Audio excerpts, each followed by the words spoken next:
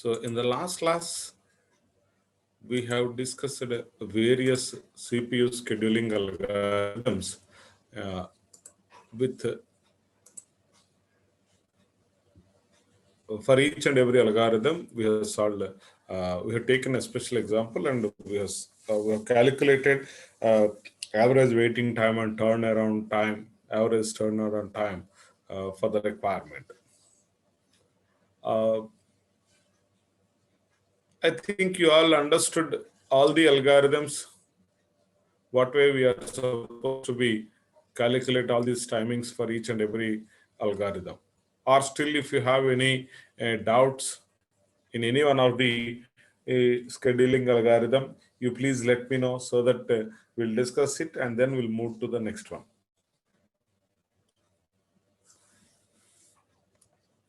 And I have shared a document yesterday which consists of a set of problems, I think 7 or 8 problems regarding these scheduling algorithms. All of you should solve it. Monday I'll ask some of you where you are supposed to be show me the answer for each and every problem. Okay.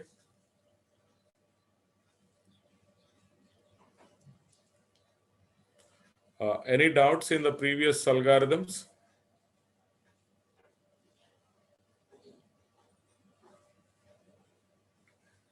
Any doubts?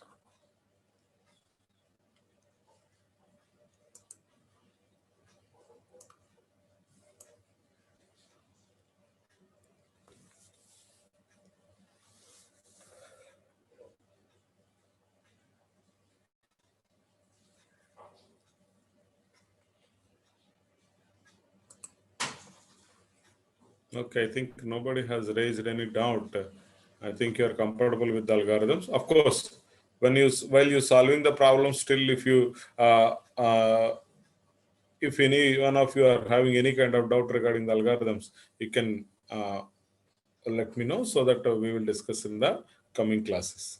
Right now, up to now, we have seen different CPU scheduling algorithms. Before going to look at about the remaining algorithms, one should understand what are the various types of processes that are running internally in the system. Okay, up to now, just simply we'll call only one process. Right, each and every process will be assigned with the process ID. Like that, we have discussed all the scheduling algorithms. But internally, there are different types of processes are exist. So one is OS process, operating system process. So operating system process like the schedulers, the compilers. Okay, these are all the things. So these kind of processes are called as operating system processes. And another kind of processes are called as user processes. So user processes are categorized into 3 types. One is interactive process, foreground process, and background process. Okay. So interactive process are the one which interact with the user time to time. For example, when you are running your C program. Okay. So while executing your program, probably your program may ask the user to supply the input. Right? So that is what we can call it as an interaction. So based on the inputs given by the user, the system can do, or system can process it. Right? So such kind of processes are called as the interactive process. Right? So in this case, what happens? The total execution is depends upon the user inputs. Right? So such kind of processes are called the interactive process.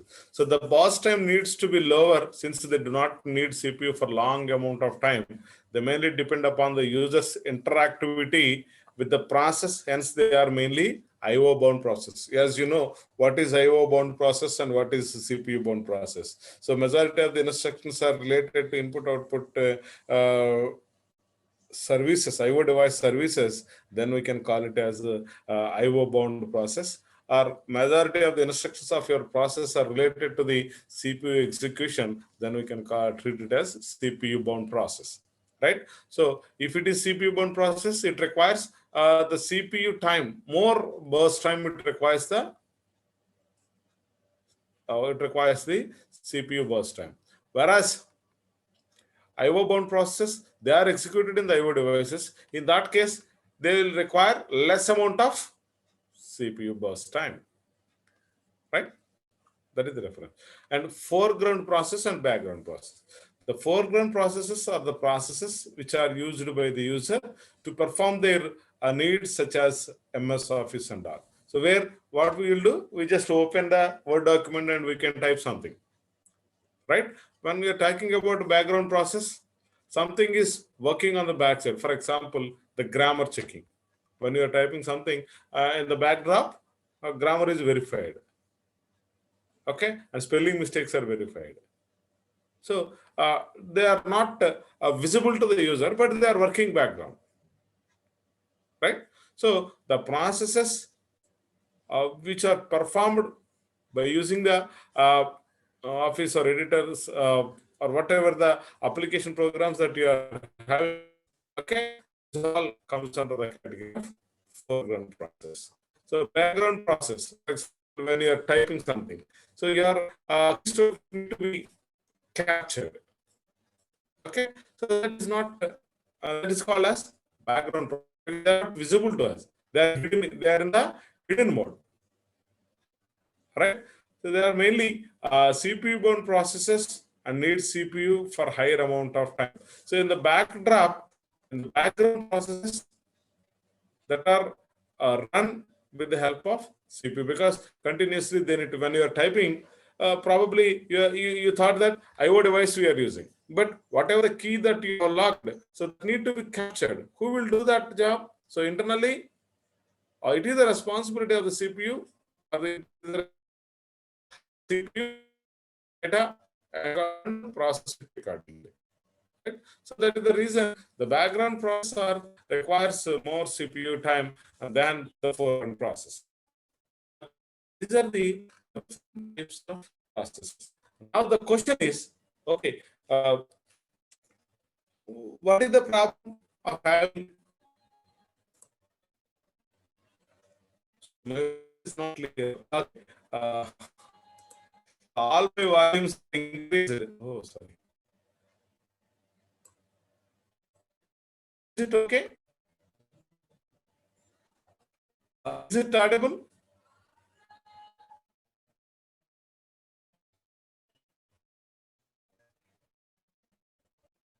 Is it audible now?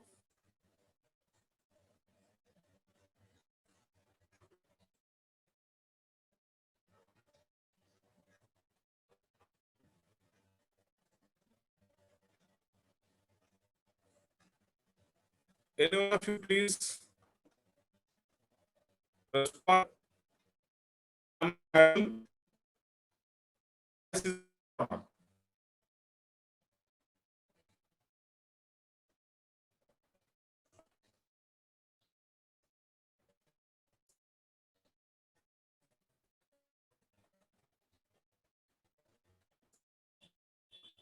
Anyone of you please respond.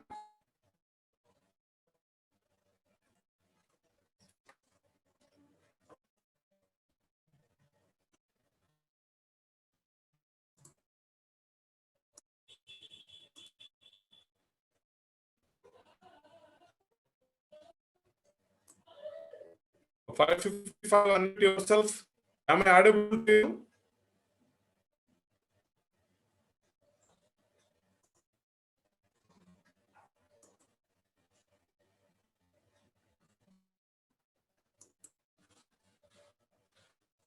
Five 555.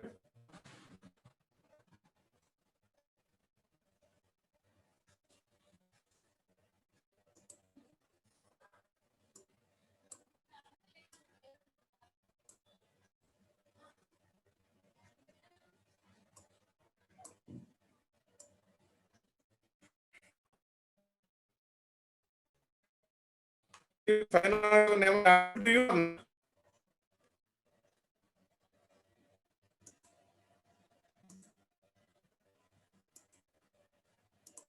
I don't think what is wrong with you guys.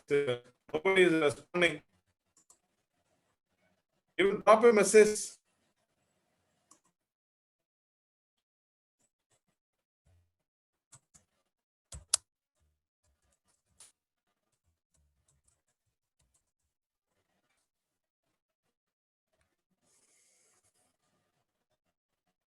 Am I able?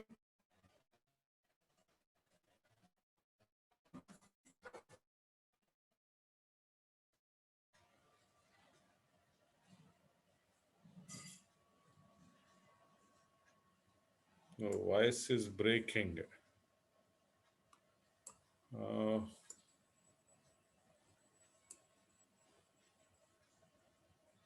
Okay. Probably there is a problem with my network connectivity, I think. Let me check. Please give me some time, 1 minute of time, so that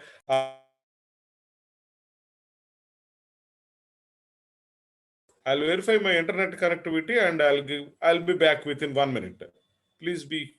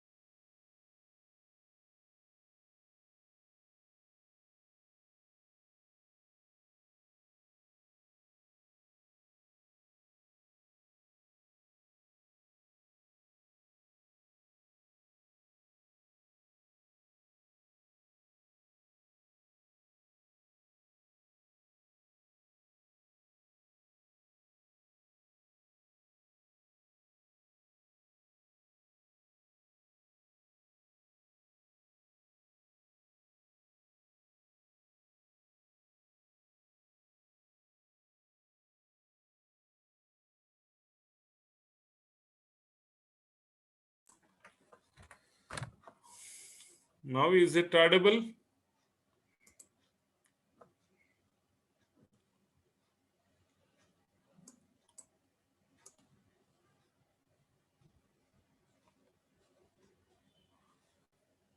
Okay. Okay. So now, okay. Thank you. Please bear me today. The network is fluctuating, so that is the reason. Probably you may not get clear voice, right? But wherever you feel difficulty while listening my voice, you please inform to me so that I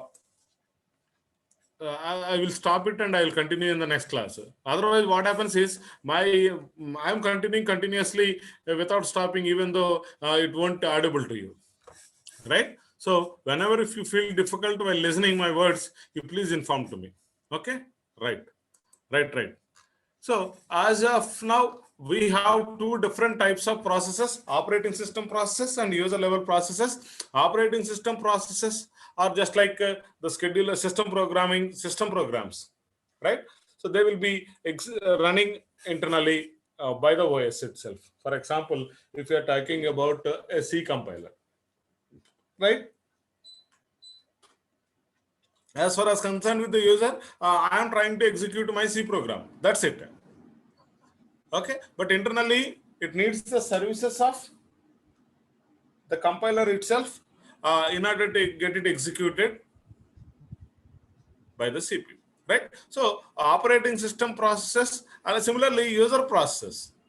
User processes are initiated by the users, whereas operating system processes are initiated by operating system, right? So user processes can be categorized into three. One is interactive process, foreground process, and background process. Interactive process means based on the inputs supplied by the user, the whole process or the remaining part of the process continues its execution, just like the way which we are giving supplying inputs to our C program, right? When you are executing a program, probably it may ask you to enter some data. For example, if you are executing addition of two numbers program, while executing your program, probably it may ask enter the two numbers, right? So once you supply two numbers based on your input, the remaining calculation is depends, right? Am I right or wrong? Whatever the values that you have entered, those two values will be added and the result will be printed. in such a way. Interactive process means system and the user. So it expects something from the user, and whatever the inputs given by the user, based on it, the system will work it. So such kind of processes are called as interactive process, or the process that exists this kind of scenario are called as interactive process.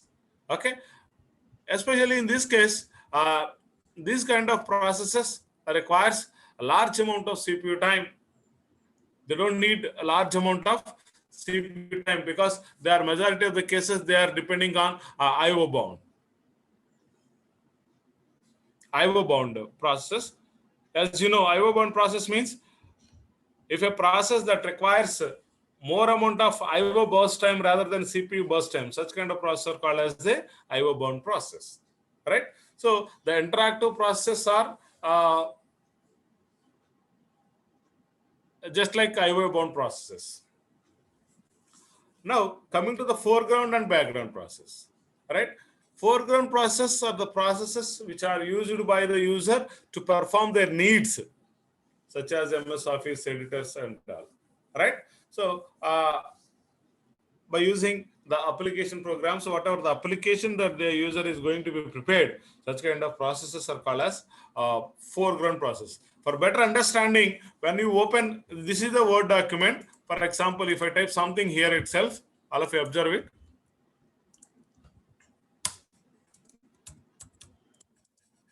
So here you can observe, it shows a red line mark, right?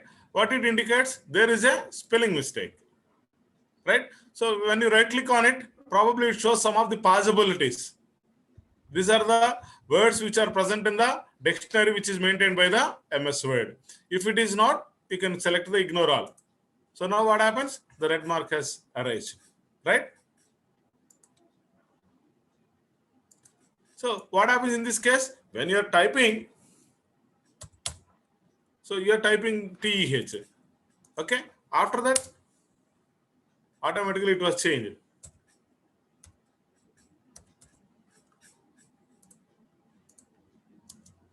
Actually, I want to type the word boost. Instead of that, by mistake, I type BOSOT. Right? So that means internally, foreground, what is foreground? So I am using this Word document. Okay? So that is foreground. Background, whatever the way that I am using, background, what happens? The keys, whatever the key that I am pressing, that was the key logger.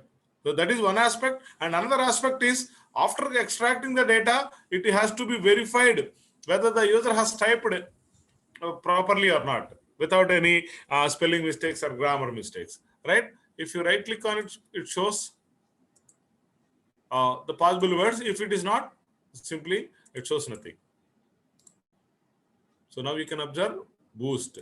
If you click on it, automatically does it. So like that, here the meaning of what I mean to convey you is foreground and background. Foreground is, you can imagine whatever you are typing. Background means something should be processed. Whatever the data that you have typed, that will be processed, and based on that, you do something.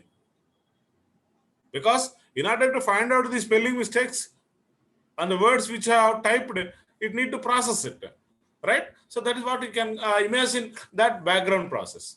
So like that, in the system itself, there are several types of processes are exist, right? Now the question is, each and every one is at a different states. Each and every one need to be run with different types of algorithms, because system processes are having highest priority, right? Always system processes are having highest priority. When coming to the batch processing means a set of process which you have submitted as a single job, right? Which is having lowest priority. Like that, each and every one is having its own set of requirements and all. Now the question is, why we need to keep all these kinds of processes in a single ready queue? Single ready queue. What I mean to say is, for example, as I told you, system processes are having highest priority. So always highest priority jobs are executed first, right? If you combine system processes and as well as job batch process into the single queue, what happens? Always the system processes get a chance for executing continuously. Whatever the batch processes that are present in the ready queue may wait for a long time. That is what we are call it as starvation, right? So instead of keeping all these processes at a single queue, why can't we place all these processes in the appropriate queues, or different types of queues? So we will plan different scheduling algorithms for each and every queue, so that we'll increase the efficiency. So as a part of implementing that particular solution is called as multi-level queue scheduling. So here what happens is we'll maintain different queues. It's purely depends upon user requirement. Okay, how many number of queues are supposed to be defined, whether it is 3 or 4 or 5. Here in the diagram itself, we can observe 5 queues are there. Okay, it is not mandatory always you should have 5 queues. It depends upon your requirement. Probably you can select either 2 or 3 or 4, depends upon your requirement, right? Taking all these things, I just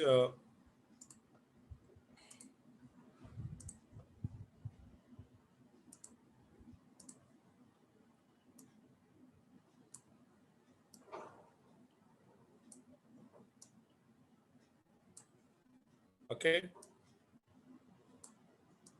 this is system process, or simply called as system process queue.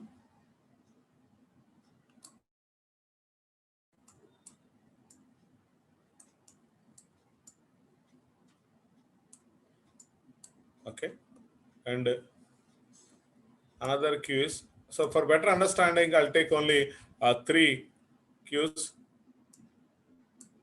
Next one is interactive,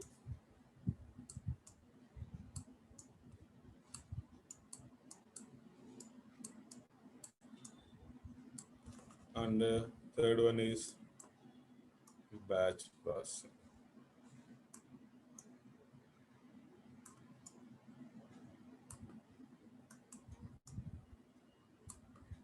or batch queue.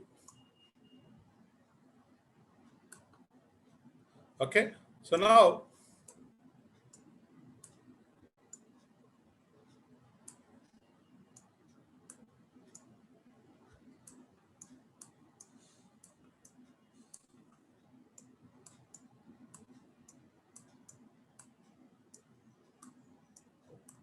right, up to now what we have discussed is we have taken single ready queue where we can place the ready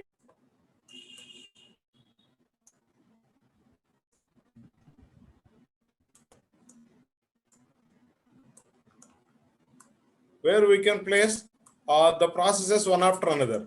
It may be a system process, or it may be we did not distinguish up to now what kind of process it is, whether it is a system process or interactive process or batch process, foreground or background. We did not discriminate it among the processes. All the processes, what are the scheduling algorithms up to now we discussed, all the processes are placed into the queue itself only, ready queue itself only. Now, instead of placing all the queues into a single queue, if it is possible to place the processes into different queues. Different queues means here the system process queue. That means all the system processes are need to be placed into this queue only. So whatever the number of queues that are that requires the services of CPU, first of all, instead of entering into the ready queue, they will enter into the system queue itself. Like that, interactive processes will place in the interactive queue. Batch processing will have will be placed into the batch processing queue, so that each and every queue is maintaining its own scheduling algorithm. Say for example, it follows the round robin algorithm. For example, interactive process may follows the SJF algorithm, shortest job first. probably the batch processing may follow the FCFS. Like that, it purely user requirement. It is the developer interest. What way he is going to improve the efficiency, he may select. Right?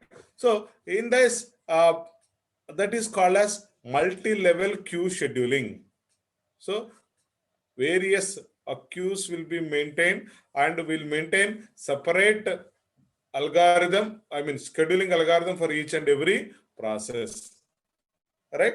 And even they are having the priorities also. Always the system process are having high priority, whereas this batch processing is having low priority. So that is also, he can change by the developer in the application itself. You can change this direction, I mean priorities, right? In such a way, this is the higher level and this is the lower level. So in such a way, we'll frame different queues at different levels and we'll allow the processes of the type will be processed at a day. For example, okay, this is the system queue. I'll show you a simple example. Right? If P1 has entered and P2, these are the two different system processes have arrived and they were placed in the system queue. Similarly, P3 and P4 are the interactive processes, P5 and P6. Right? So in this case, another important point here you need to remember is there is no swapping of processes among the queues. That means, for example, if process P1 is defined as system process, it is not possible to swap it into interactive process queue. So as long as the process is present in this queue, that will become the permanent for this particular process. That will become the permanent queue for this process. What I mean to say is always the high priority processes are getting a chance of CPU execution. So in that case, whatever the processes which are present in the system process, they will get first chance. Okay. So during the execution of this, okay, all the processes should be completed, then only it allow the next queue for the execution. That what I mean to say is once the execution of P1, P2 has completed, then only the execution of P3 will be started. Right? After that, P4 gets executed. So once these two are completed, then only P5 and P6 gets executed. In such a way, based on the priorities, the queues, I mean the process which are present in the queue are going to be executed. So the problem in this algorithm is, suppose while executing P4, some other jobs are, say for example, P7 and P8. Two more processes are arrived into the system process. What happens in that case? After completion of this, again, instead of it moving to the batch processing, it moved to the system process because two more high priority processes are arrived. So that is the reason these two will not get a chance for the execution. So they have to wait until they complete. So after executing these two, suppose let us assume that some other job is present in the interactive queue. What happens? After completion of this, again it goes to this. Like that, it was repeated among these two priority queues only. The lowest priority one will not get a chance. So that is what we are calling it as starvation or convoy effect. Okay. So the problem to this one is, what is the problem to this? Either we need to increase the priority of this. We need to increase the priority of this. Probably for a period of time, they will get a chance. On the regular intervals, we'll change the priorities of the lowest one. We'll increase the lowest priority to the highest. For example, the priority of this one is 10. will change every 2 seconds. For the first 2 seconds, there is no change. So that's why it will become change to 9. And after that, 8. Like that, will increase the priorities. So that definitely over a period of time, it will also get a chance to execute it. So such kind of solution is called as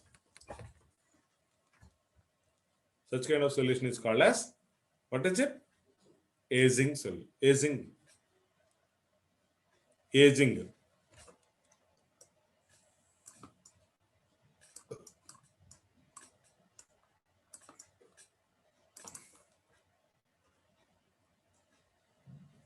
Right? So that is about multi-level queue scheduling algorithm.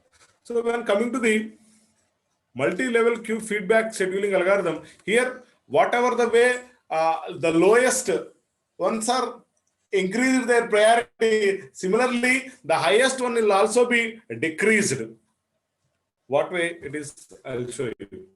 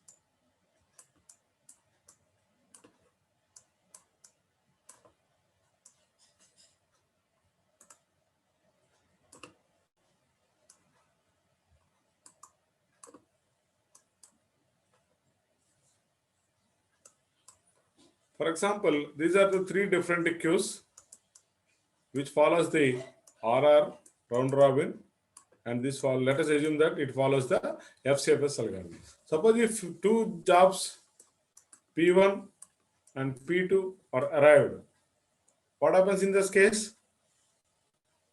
For example, P1 burst time is 15 seconds. Okay. What happens in this case? P1 has to be executed. After that, P2 has to be executed again. Probably it may get a chance to the execution of this. So instead of that, we'll move to the next priority. What happens in that case? Immediately it will get a chance of executing P1, right? And after that, this 10 minutes of P1 has executed with 5 time quantum. This is the time quantum which it maintains because it follows the round robin algorithm. Round robin algorithm will work based on the fixed time slice. Okay. And after executing this, if it's possible to move it to the next level, what happens in that case? It can utilize the time quantum of the next. After that, it will be moved to the like this. I'll show you theoretically how it will be.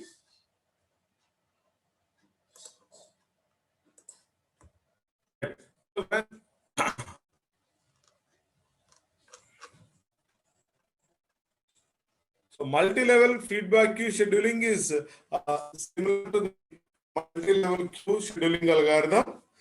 Here, why we need to develop this particular algorithm is if the characteristics of the job change between CPU intensive and IO intensive.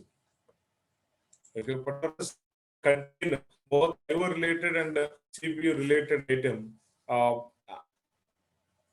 in that case, then it may be a necessity to switch from one queue to another queue. That is the because initially probably you may thought that first 3 instructions are CPU related instructions. So then if you place it in the system process, after remaining instructions are related to IO. So immediately what you have to do, you need to shift it to the IO process. In that case, what you have to do? So for such kind of reasons, we need to, whenever if you have a requirement to switch from CPU to CPU intensive to IO intensive, in that case, that is one. Another one is aging, as I told you already, increasing or the decreasing the priorities so that will increase the efficiency. Right? So multi-level feedback queue scheduling is the most flexible because it can be turned for any situation. Right? Here, the things which you are supposed to be considered is the number of queues. So the implementation is purely user interest. Whatever the number of queues that he wanted to maintain, what is the scheduling algorithm which he is supposed to follow for that particular queue? Because here each and every queue is having its own scheduling algorithm. It need not be the same for all. Previously, in the previous algorithms, whatever the scheduling algorithm that we have discussed, that will be applicable to the entire queue, which consisting of all kinds of processes. But here it is not the case. Each and every process is placed in the different queue. So that is the reason you may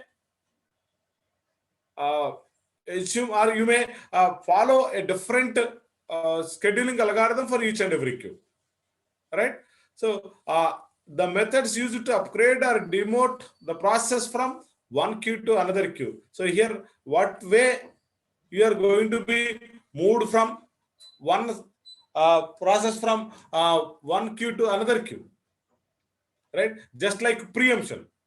In the preemption, what we have done, for example, if it is priority based, right? While executing a particular process, if a high priority job has arrived, what we did? We just simply suspend the execution of the first process and we'll allow the second process for its execution, right? In the similar way, here also, how we are going to be promote or demote your process. Promote means moving low priority, the process which is present in the low priority queue to the high priority queue. Demote means moving the process which is present in the high priority queue to the low priority queue.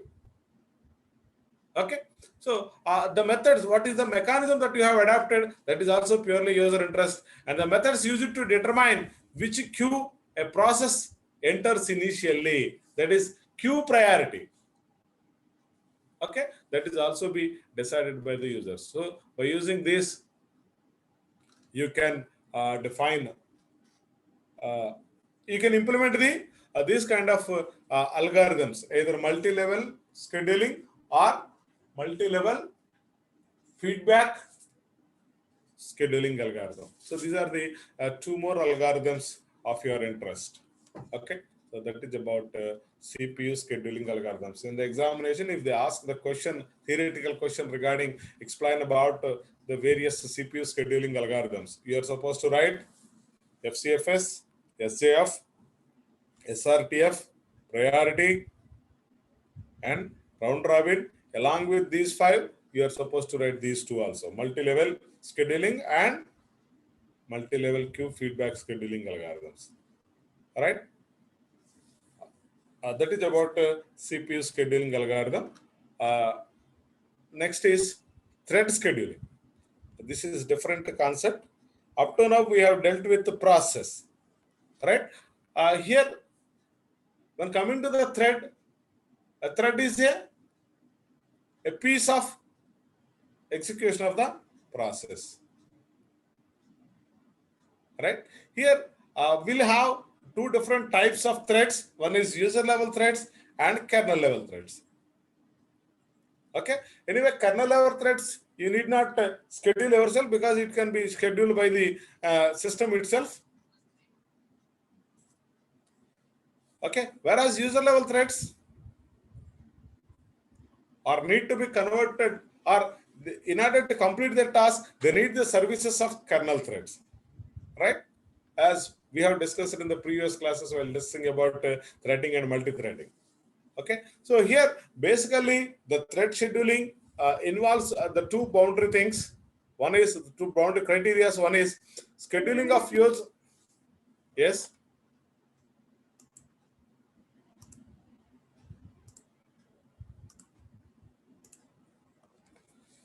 So scheduling of user level kernels to the kernel level threads via lightweight process. As I told you, every user level process will be communicated with kernel level thread via lightweight process. Okay, so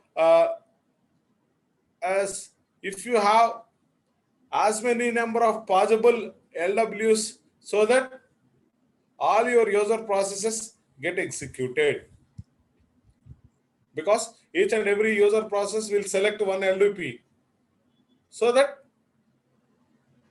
you will have a possibility directly, you will have the connectivity from user level thread to the kernel level thread, right? And second criteria is scheduling of kernel level threads by the system scheduler to perform a different unique OS functions. So one is user level thread to the kernel level threads. How do we connect these two? Because there are so many times, if you are lagging with lightweight process, how which user process will get a chance to connect with the kernel thread? Computation.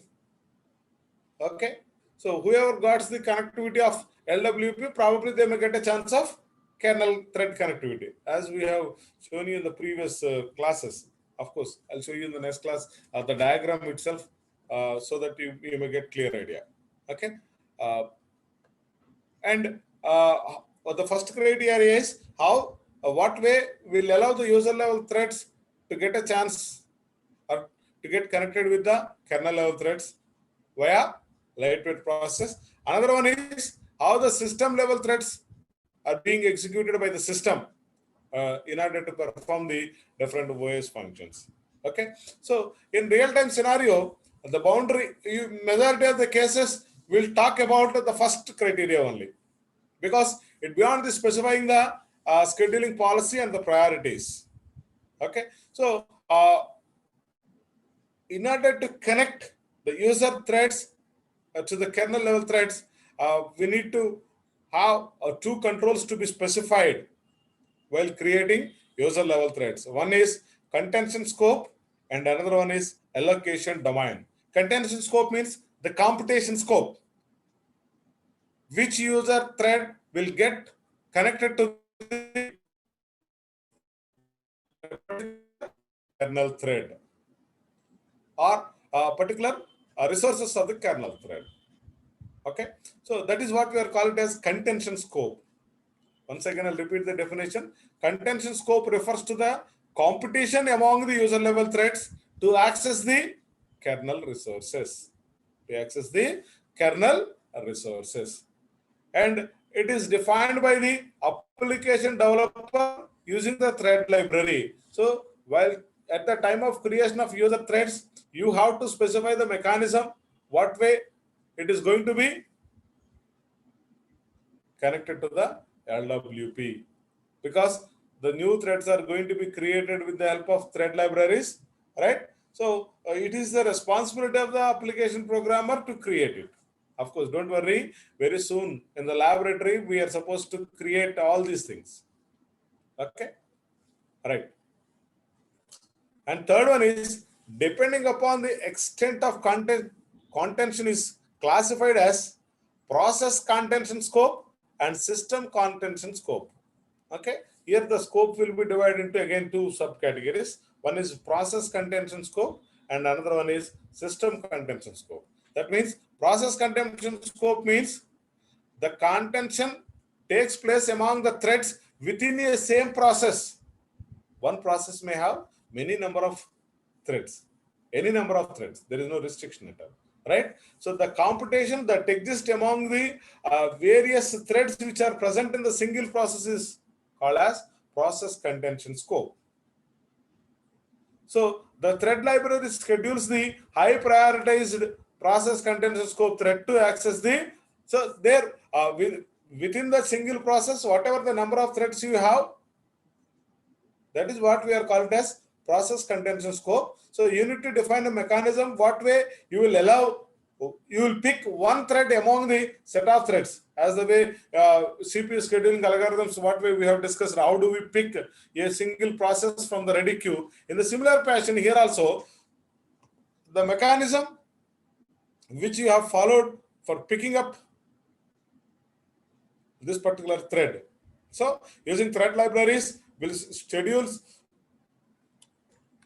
the high priority process contention scope thread will allow to get the resources which are available via, always keep it in your brain, via LW, lightweight process. Okay. So when coming to the system contention scope, the contention take place among all the threads in the system. All the threads in the system. In the previous case, we'll talk about only the threads which are present in the single process. But now we'll talk about the process which are present in the entire system.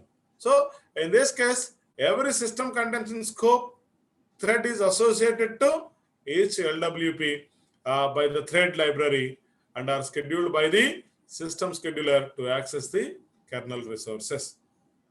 Okay, so we'll discuss all these things once again in the next class also. Okay, yeah. Still, if you have any queries, you can ask.